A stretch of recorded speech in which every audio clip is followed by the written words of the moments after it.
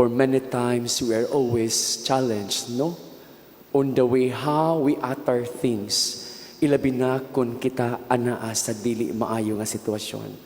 And for many times as well, we are also challenged atong kinabuhi, unsaon nato pagpadayag ang gingharian sa Ginoo. Unsaon nato pagpahiluna, unsaon nato ipaabot, ipaparamdam nga na sa uban ang gingharian sa Ginoo. Mga igsuon ko diyan ni Kristo, maayo kaayong hinuklugan po nato ang conversion ni San Pablo, no, in today's gospel Sabado.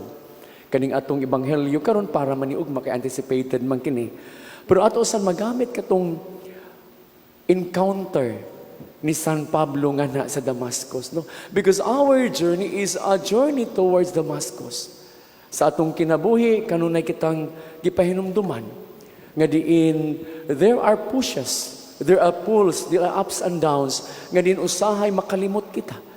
Nga diin ang pinakaimportante kanato mao kayang manatili kita sa pulong sa Ginoo. Ngano mangyud nga ang Ginoong Hesus, ang batang Hesus nagpadayag sa iyang o sa gingharian sa Ginoo nga sa dagko o sa mga tigulang. Not because nga bata siya, but because tungod nga siya ang batang Dios nga di nagsangyaw, nagpadayag kung unsa gayud ang gingharian sa Ginoo. Mga igsuon ko ni Kristo, for many times we tend to speak or to utter sa mga pulong nga usahay tawhanon kaayo, kalibutanon kaayo, and most of the time kana mo gawas sa atong maba magpasakit sa uban. Most of the time mo gawas sa atong maba anaa din naka-attach on the way how we judge others. Paghusga sa uban nga kalibutanon kaayo. Pagpadayag sa mga butang nga diin anaa nakaukit ang atong kinaiya nga pagkatao. And when you talk about our humanity, it is always a sinful humanity. Anaa niini ang gitawag natog kahinaan. Anaa niini ang gitawag natog atong pagkatawhanon gayud. And most of the time, we fall into that. Mahulog kita kay ngano man. We are designed according to the world. And remember, when the world is designing us according to His shape, anaa kanato ang pagkamakalapason. Mga igsuon ko ni Kristo sa atong panaw si kinabuhi, ang pulong sa Ginoo, mao kini ang magpabilin ng kalibutana. Ang tao mawagtang, ang kinabuhi mo lurang, ang anaa kanimo bisan unsa ka pa in our society does not qualify you to be exempted. All of us will pass away. Ngano man? Because God wants us to know nga ang magpabili ng kalibutana, maulang gayud ang pulong sa Ginoo. Kay ang tanan mo lurang. Sa mga kaigsuonon ko din ni Kristo, akong pangutana kaninyo. Ngano mangyud nga kita magpasakit sa uban? Ngano mangyud nga kita kumusga sa uban kanabi kaayo? Ngano mangyud when we utter things from within, kadaghanan kanato bunga sa atong pagkamagpahitason.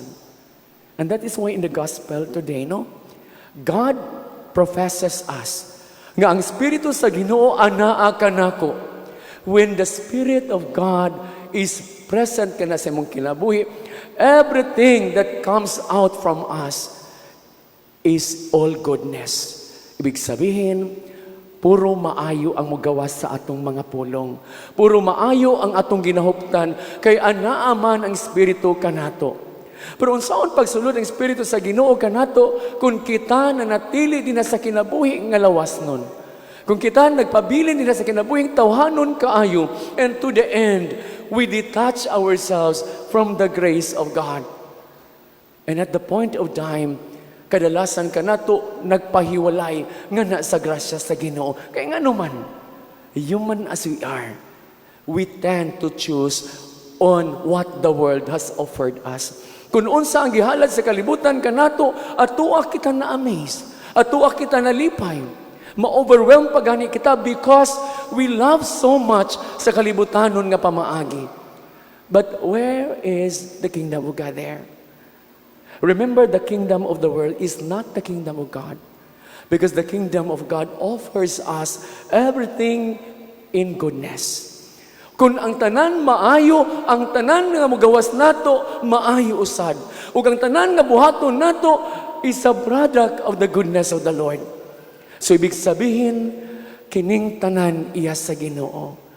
Now, if we profess like Jesus in the gospel, nga anaan nato ang Espiritu sa Ginoo, din anaan nato ang kaayuhan. O kung anaan nato ang kaayuhan, mudagay-day nga kanato ngadto sa uban, ang kaayuhan nga gihatag sa Ginoo kanato.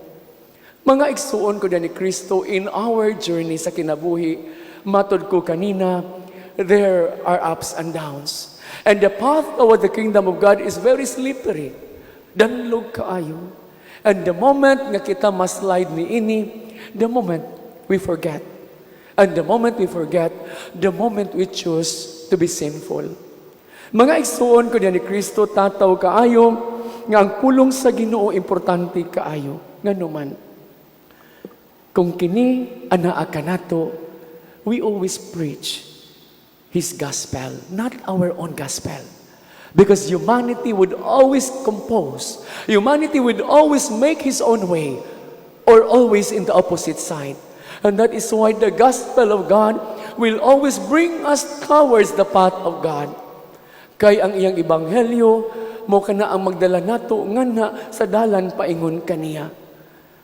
Unsaon nato kini paghupot?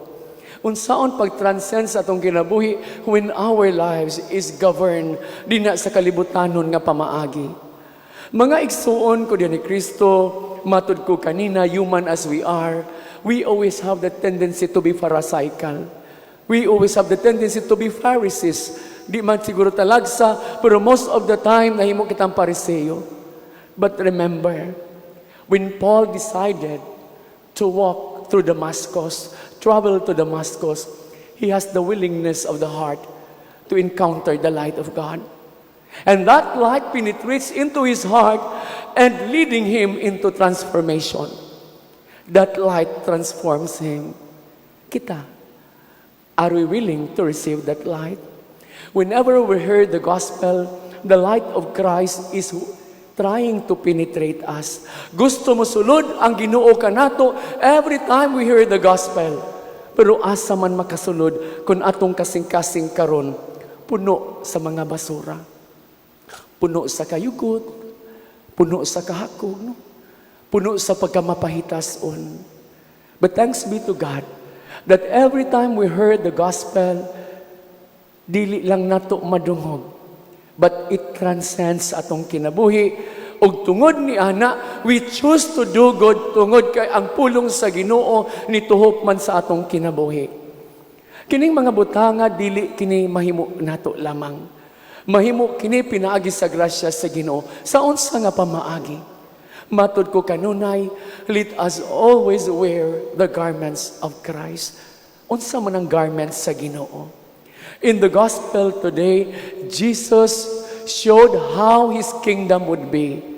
Pinaagi siyang pagpadayag, pagbasa, paghatag sa mga pulong ang mga tao na mangha sa iyahon. Got amazed of Him. And others even transform sa pagkadungog kaniya. Adunay nagmagahi, adunay say mga tao nga nabag-o. Kay nga naman, ingon ana man ang kinabuhi. Adunay tig-ag, adunay humok, adunay say mapahitason. Ang mga tig-ag o kasing-kasing mao kanang magarbo kaayo.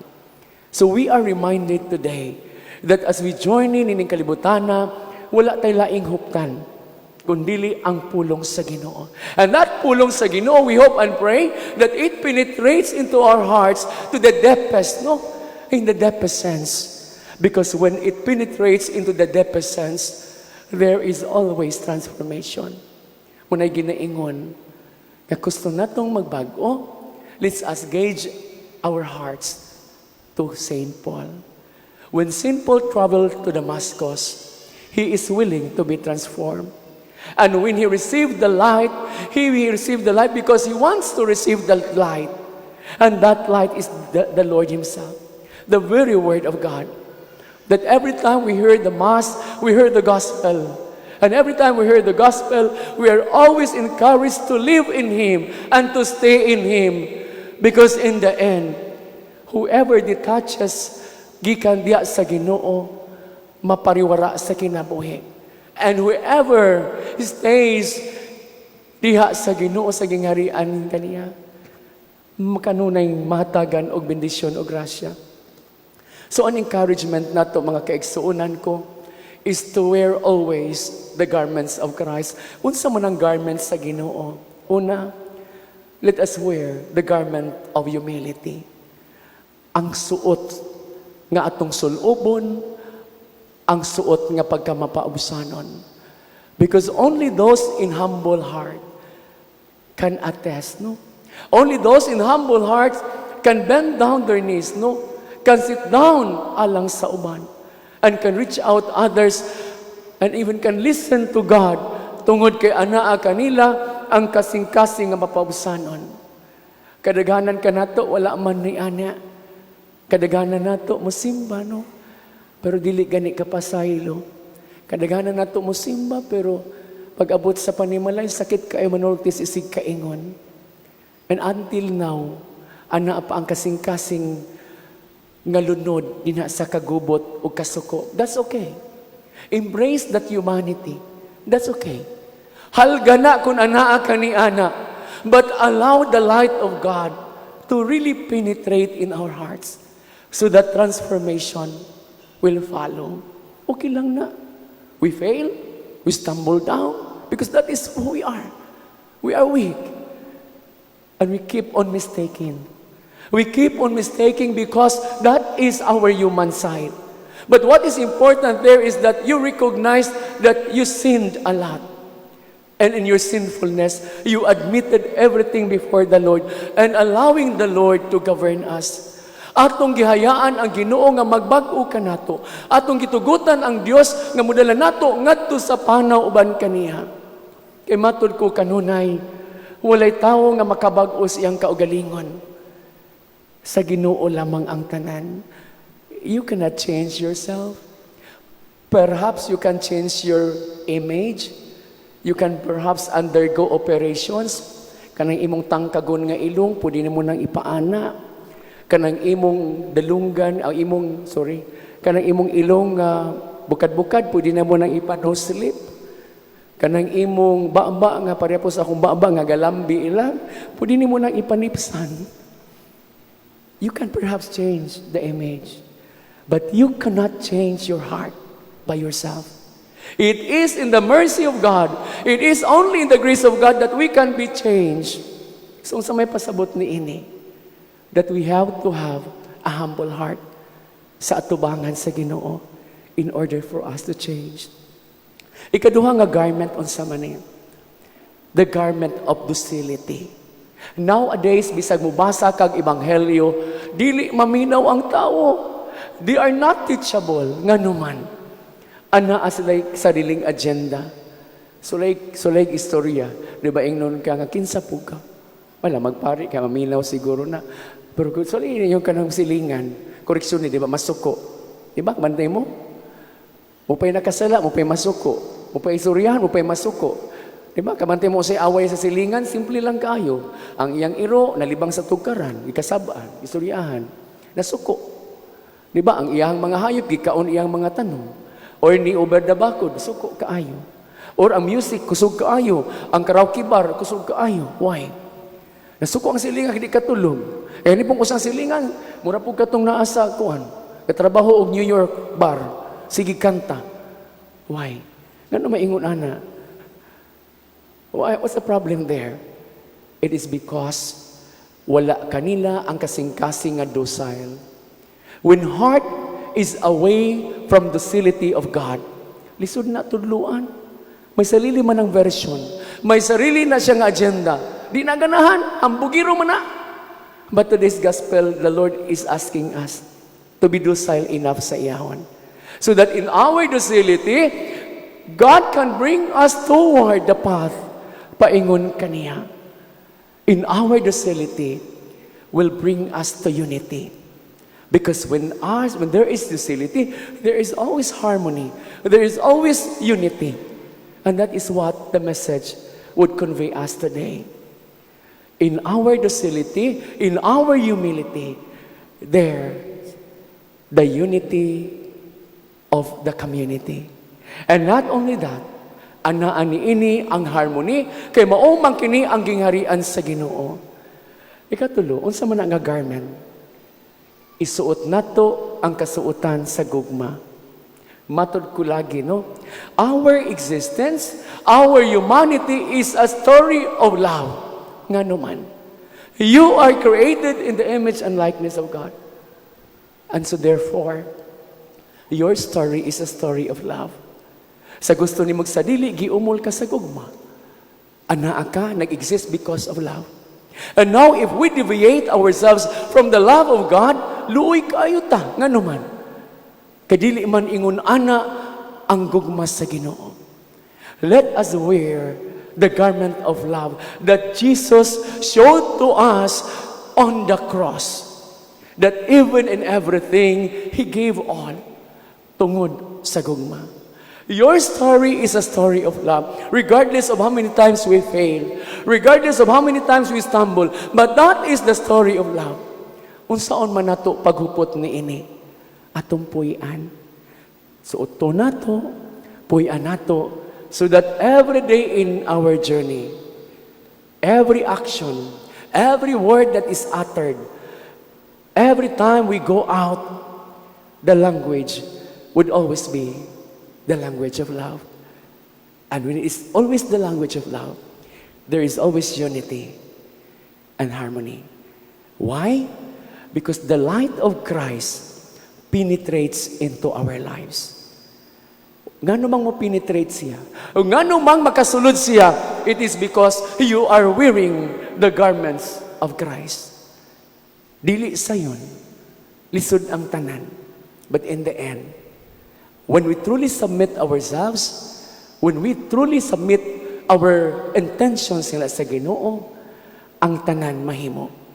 It is not your own capacity, not even by your own means, but through and by the mercy and the grace of God.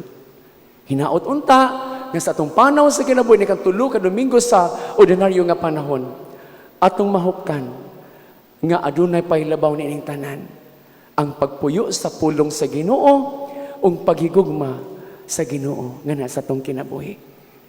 Hinaot pa unta. Amen.